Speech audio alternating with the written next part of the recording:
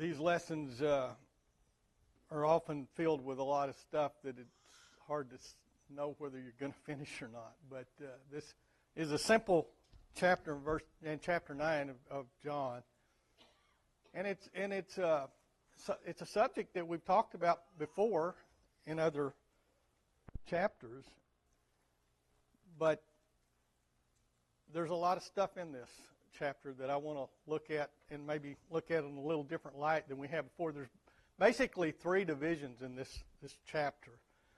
There's the miracle that we're going to talk about. Then there's the response to the miracle by both those people that witnessed it and the Pharisees. And then at the end of the chapter, Jesus is going to tell us about true sight and true blindness and make those analogies. Could someone start us out by reading the first 5 verses? Now as Jesus passed by, he saw a man who was blind from birth. And his disciples asked him, saying, Rabbi, who sinned, this man or his parents, that he was born blind? Jesus answered, neither this man nor his parents sinned, but that the works of God should be revealed in him. I must work the works of him who sent me while it is day. The night is coming when no one can work. As long as I am in the world, I am the light of the world. Okay. This question that starts this chapter remind you of any other book in the Bible? Okay, I was hoping somebody would come up with Job. What was the premise of Job and those so-called friends of Job? He must have sinned. And here's Jesus' own disciples coming here and saying, who sinned? Here's this man. He's been sitting here at this place, and he's been blind since birth.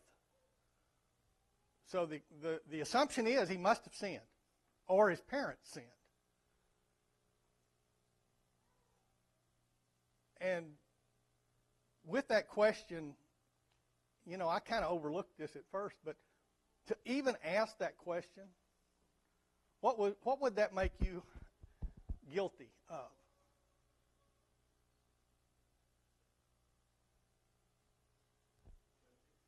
Okay? You've concluded that there must be a problem with him or his mom and dad. Okay, let's talk about the blind man first. What problem did he have from birth? So that would indicate that you'd have to believe in inherited sin to think that he might have been the problem. I kind of overlooked that for the longest time. And then the other obvious thing is that his parents sinned, and this is the consequence. Now, is that a possibility, by the way?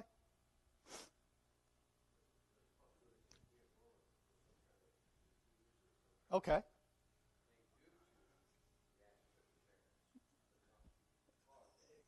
Parents that have taken drugs, and they cause problems to their child often.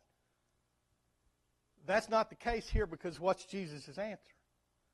Neither. They didn't put that none of the above in that multiple choice question. Well, what's the purpose of this miracle? Every miracle that Jesus performs has a purpose, by the way. What's the purpose in this one? It's stated. Okay. It's so that he can, by this man's ailment and the people's knowledge of him, that this miracle is going to be performed, and it's going to have a profound response. Okay, so let's pick up there and let's talk about the miracle itself from verse 6 to verse 12. Could I get somebody else to read that?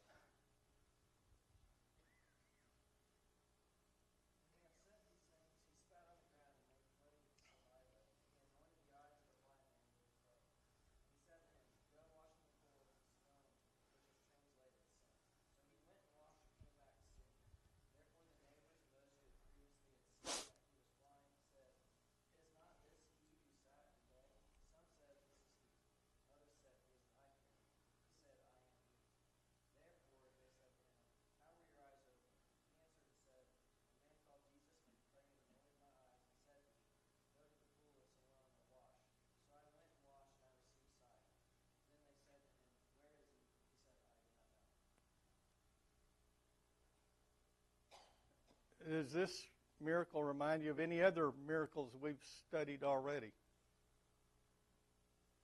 Larry? Okay.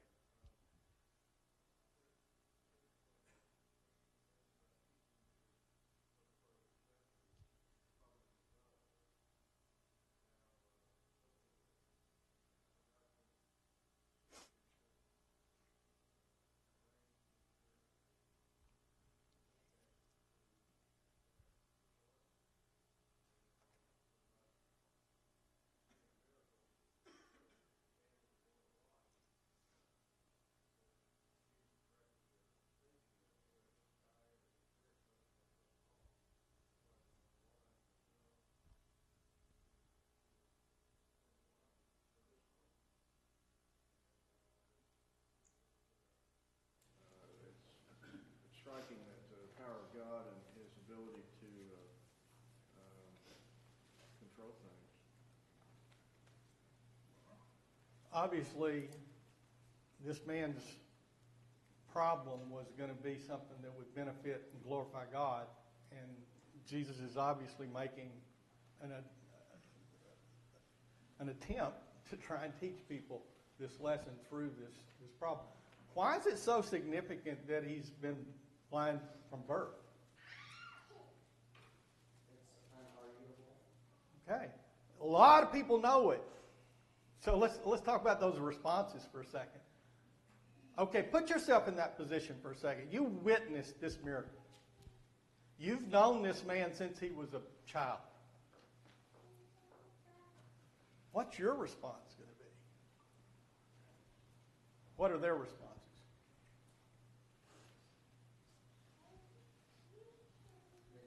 They thought it could be someone that looked like him. It looks like him, but it can't be him.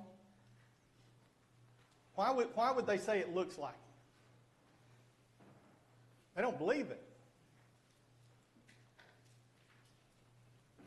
You said they refused to acknowledge what happened. Yeah.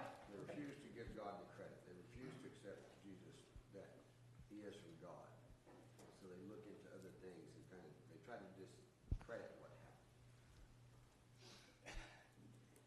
You guys that know me know I like to try and make applications to my own life in these stories. So how would I have reacted? And if I had reacted to that, it looks like him. What does that say about me? And we're going to talk about blindness later. This is what blindness is really all about. I've got something so biased in my mind that I can't accept what I saw. The others couldn't ignore it. And we're going to talk about the Pharisees in a minute.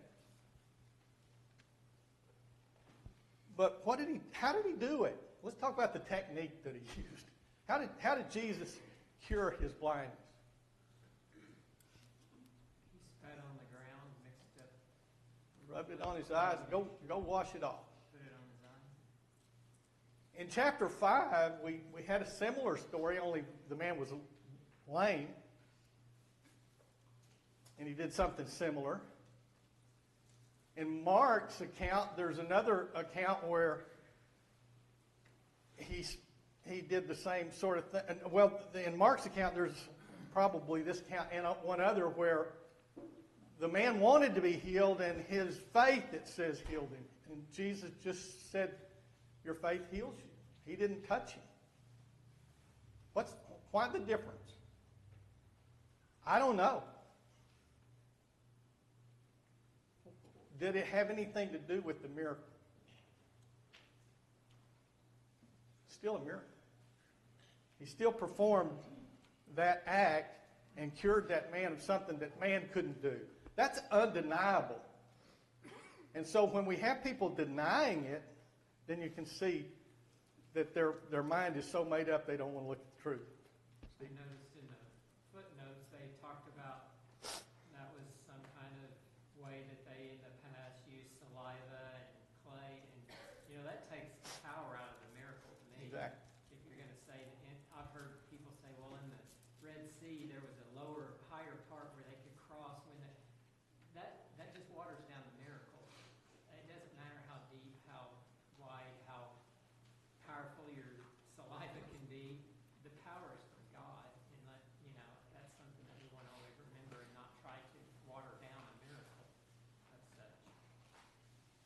in our technology today, I was thinking about this from my own, one of my many surgeries.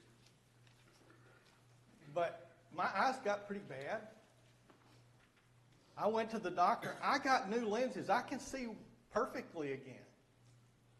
I wasn't blind. And our technology today is way more advanced than what they had at this period of time. And yet science today could only just make my eyes a little better. It can't cure blindness. Jesus just spat on the ground, rubbed a little dirt in his eyes, and told him to go wash it off. It's cured. Or in the case of the guy in Mark, he just said, your faith has cured you. Spoke it.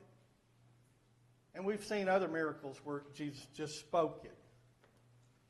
And it was cured. And by the way, instantly is always the case in the miracles in the New Testament. Unlike a lot of the people that claim to be miracle workers today. Right? Well, his obedience will show his faith. Back in the Old Testament, Nathan was supposed to go wash, in the Jordan, and but this man didn't, his faith, that could explain why in the other version it said his faith. But his faith took him there, and the miracle, was done. The faith that this man received was produced because of the miracle. He didn't know who Jesus was. We'll see that in a minute. But he did what he said. So the fact that he did it, because what's he got to lose? And then he comes back from that and he's cured, and then we'll see his response later to that, Scott. When we're kids, a lot of times, the question would come up, would you rather be blind or deaf?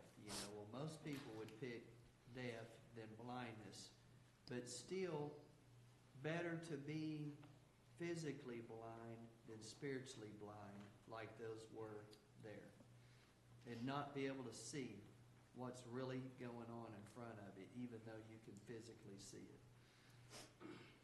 It's unclear to me in this story how many of these people that are engaged in this chapter actually witnessed the miracle or not. I don't know that. But his account here, in verse 10, they said, how were your eyes open? So here's his version of the way he was healed. He says, a man called Jesus made clay, anointed my eyes, and said to me, go and wash at the pool of Siloam, and go to the pool and wash. So I went and washed, and I received my sight. It doesn't get more simple than that. But people are going to continue to ask, tell me again, how did you do that? The redundance of that we'll get into in a minute with Pharisees would, again, indicate I just can't accept it. Steve, did you have Yeah, I'm just going back to what you had said a little bit earlier as well when you were talking about how would I reacted. And, they're saying, is that really who that was? It's okay also to possibly have a question, but that doesn't mean you shouldn't go and search it out and see if that's truth or not. So we shouldn't, just, okay, I'll believe it, believe anything. We need to search it out and seek the truth. Go and see, that is him. I knew him, and that's the same guy. So, but we can't just sit back and, believe anything or just deny anything. We need to seek and search. And that's the part of, who witnessed this miracle? I don't know. I can't tell from the context exactly who may or may not have seen it, if any. But the responses that we're going to get, when this guy physically shows up and shows that he can see again, it's not hard to see someone that was blind that's not anymore. It's pretty easy to tell. And so even if they'd had questions about it, when they see him, they still come up with it. It looks like him. It's kind of foreshadowing what Jesus would say at the very end. Blessed are those who believe not having seen it. Because that's kind of the nature of miracles.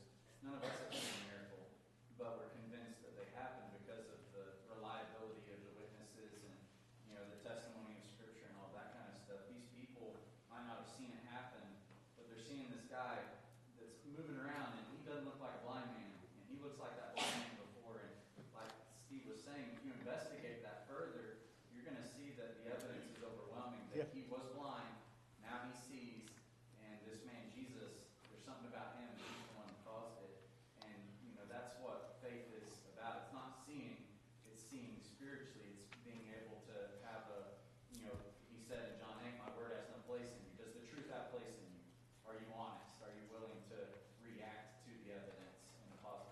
And that's probably the theme of this chapter right there is can you believe that from the evidence? DJ?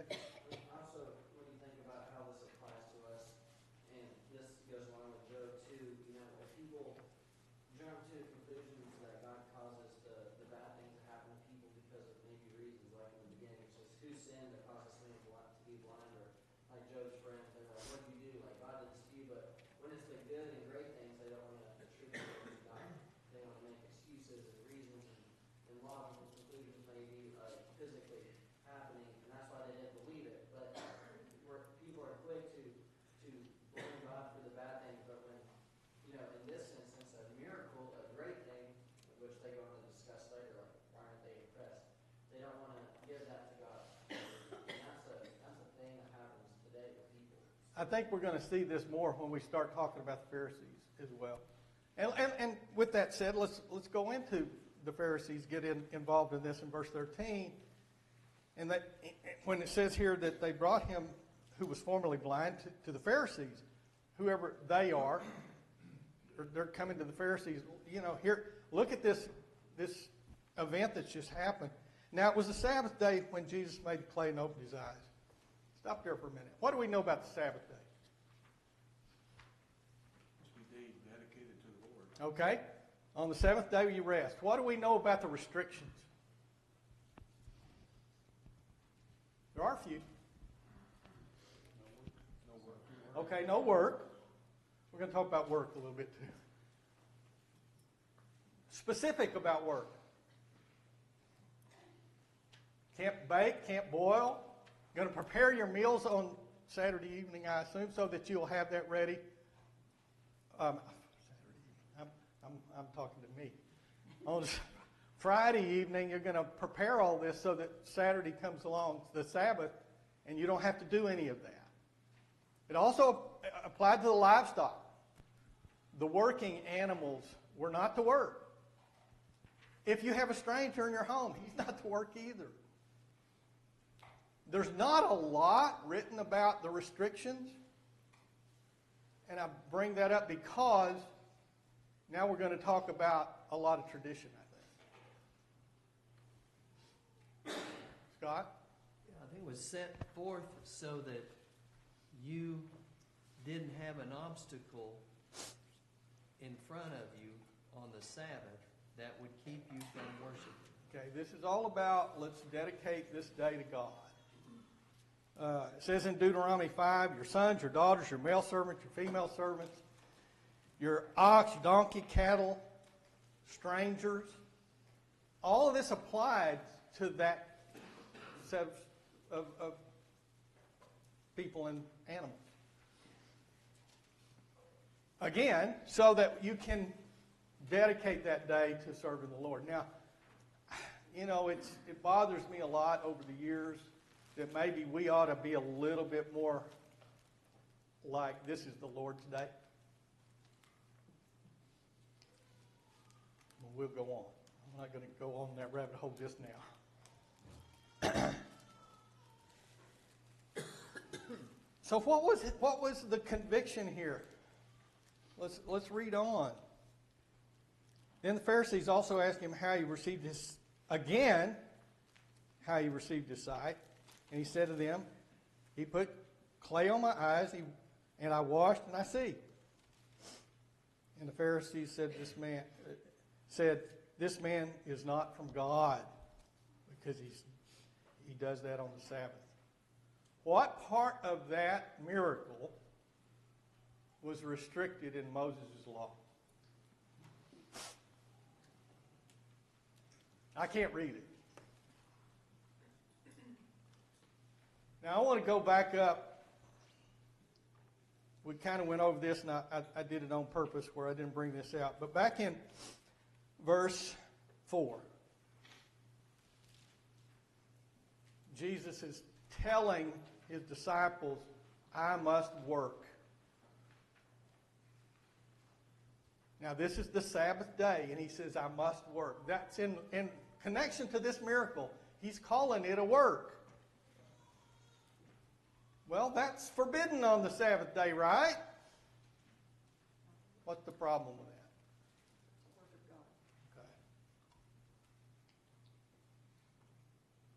What's the real underlying problem with the Pharisees? Jesus isn't what they want. Say again? Jesus isn't what they want. Okay, what do they want? That's the question, really. They want physical. They're looking for another king. Yeah, to DJ's point earlier, I just find it interesting that they so bad didn't want him to be who he was that, they blamed the blind man, you're blind because you're in sin. And then when he was healed, they didn't say, oh, you must not be in sin. They didn't make that connection, to their frame of belief, but they just did not want to. They still cast him out. It's just interesting that they wouldn't even make their own correlation. They didn't connect their own dots. Okay, the Pharisee says this man's a sinner. What do others say? How can a man with sin do such things? Oh, what a question. And the Pharisees have been asked this question before. How can someone be a sinner that's just healed a man's blindness?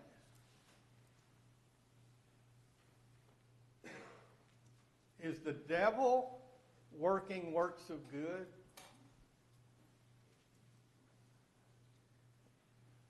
I can't find that.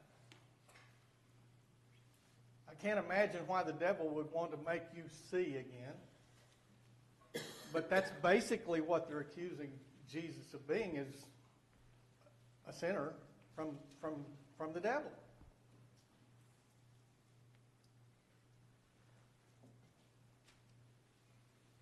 So, in verse 17, they said to the blind man again, what do you say about him because he opened your eyes? And his response is, he's a prophet. Well, they didn't like that very much. But the Jews not believing concerning him, that's an important point right there. Why would they not believe in what they just witnessed? Whether they witnessed it or not, or have come to the conclusion that what he's done is happened. They didn't have to see it. Now here's the blind man. Everybody knows he was blind. Now he's seeing. And so now they've got to conclude something. And they don't believe it. They do this a lot. They're projecting their own tactics onto this man. They can't imagine that someone's actually honest. Because they're trying to raise accusations against Jesus that aren't true. And it's eventually going to work. They're going to get him killed. And they can't possibly believe that this man has actually been blind since birth and he's actually telling the truth. It must just be a part of, some big ruse that, Jesus is trying to propagate or whatever. But they're dishonest, so they think he's dishonest. And that's a real problem as well, which is why I think the Bible tells us to reflect on ourselves, to see whether we're in the faith. We've got to be honest if we're going to see the world properly as well. And they didn't believe he received his sight. So what they do next, they talk to his parents and says they did not believe concerning him that he had been blind until they called his parents, of who had received his sight. And they asked them, saying, is this your son, who you say was born blind, and how does he now see? Well, I can understand the first part of that question. Is this your son? Was he really blind? They didn't know, apparently. They're going to confirm that. That's okay. I want confirmation. We've got a lot of people in this world today that claim to be miracle workers. I'd like to, see the evidence of that. They don't want to show it to me very often. It's just, it'll be there. But the second part of that question was then, how does he see? What do the parents know about it? They have no clue. After I read this about the 15th time, I wondered if his parents witnessed this or not. I can't tell. They might have, but whatever they did, they know this is my son and now he's seeing. So I think in the whether they witnessed it, they know how he was healed, but they were not going to admit Well, it they're afraid. because of the Jews. But it's interesting because through this, you see the Pharisees go through, they have their idea in their mind, their mission, kind of like what Jeremiah said. They have to deny this, and they start by saying Jesus is a sinner. Others say, how could a sinner do these signs? So then they say, okay, this man then was never actually blind. But I think it's so crazy to me that something this powerful happened, and they hate it so much that they put his parents on trial or, question them of, is this your son? Because they have to get back to this. And of course, as we see it, they say, well, he's of age, ask him, we're fearful. And then he goes into his speech about who Jesus is, and then they, push him out. They cannot get past their own, for the sake of blindness, of who Jesus is. And it doesn't matter how they're going to attack him, they're going to try to find every way they can. It's just, I want to add to what he was saying there. Like we had just read on Wednesday where Jesus had said that they don't understand him because they're not of him, they're the father of the devil, and so all these miracles that he's performing, they don't understand it because every time Jesus performs another miracle, it's just solidifying that he is from God and that their ways are wrong and need to be changed. And so every time the new miracles pop up, they're being confronted with the truth that their way is wrong. I've tried to put myself in the story and to the point where I didn't witness the miracle. I can understand skepticism. I would have had it. I want to know, was this real? Were you really blind? And when that's confirmed, I'd like to believe that I would have believed. But after all the evidence is produced, there's got to be an underlying motive here with the Pharisees. They don't want to accept it. I think this story to us should be a reflection of truth. How many times have we presented the Bible is simple, it's plain, and how often is it? It's not what people want. They will read, repent, be baptized. Well, that's not necessary.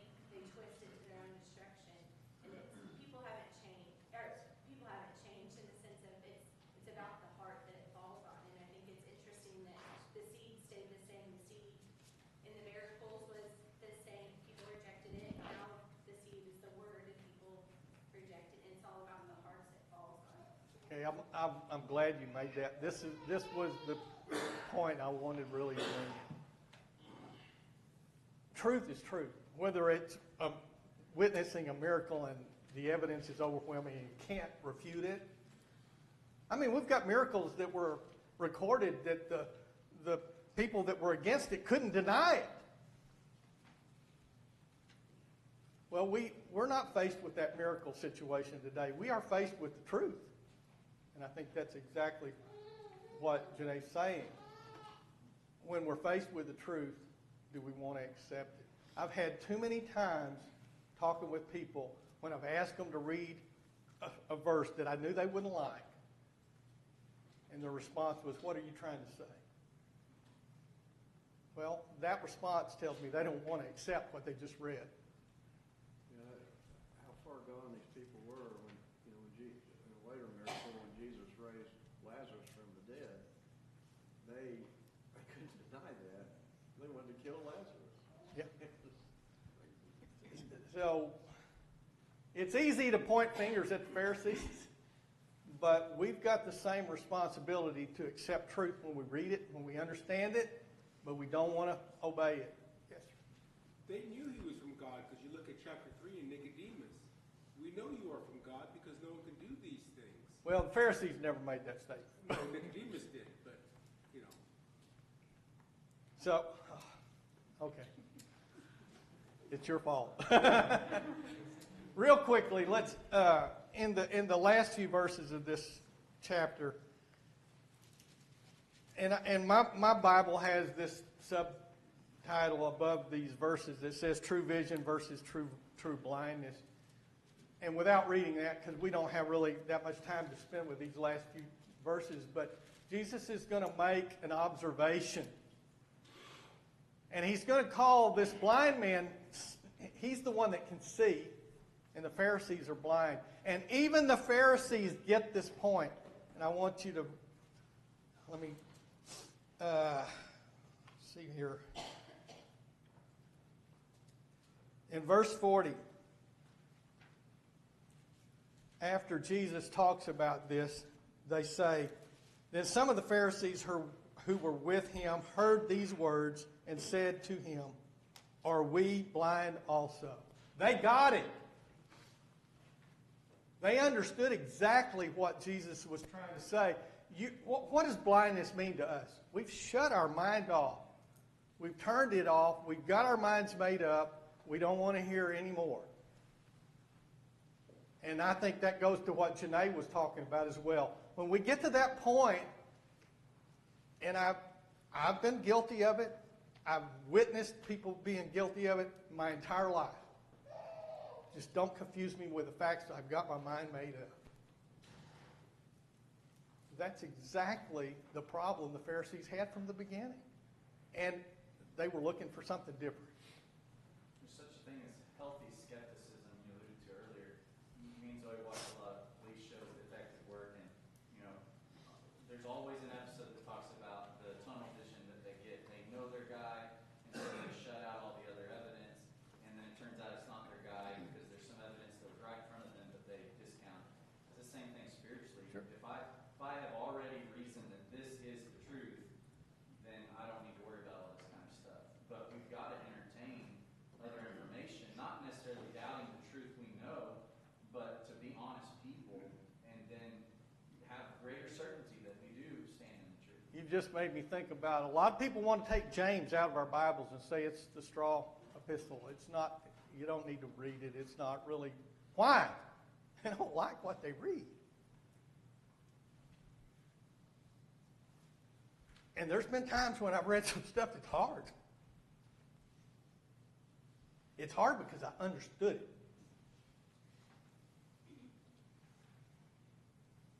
And when we've got a verse that's hard that we understand, we need to step back. Think about these people here. Think about the Pharisees and their preconceived ideas and their self-righteous personalities. And let's not be guilty of the same.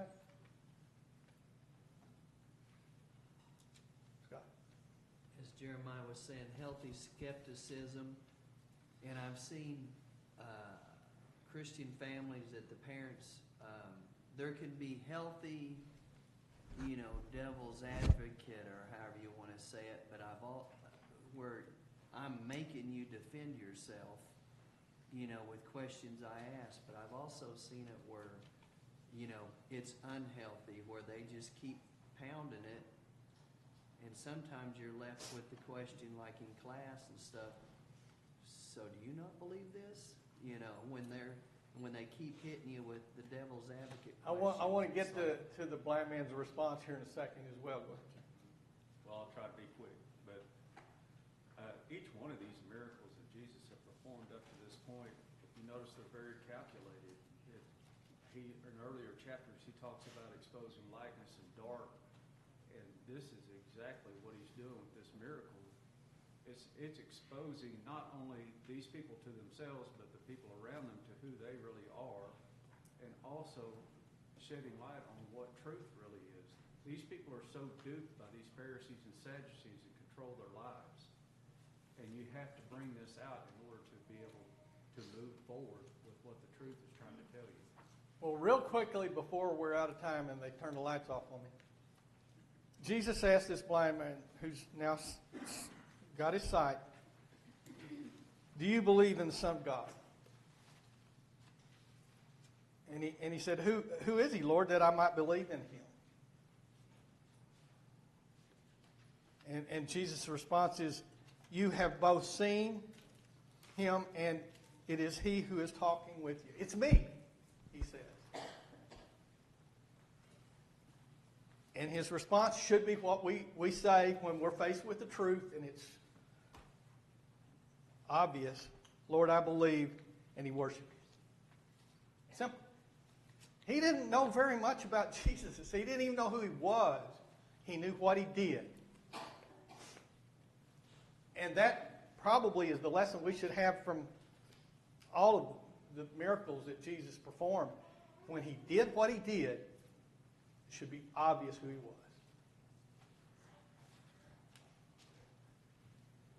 Any other comments or questions? Pretty good time.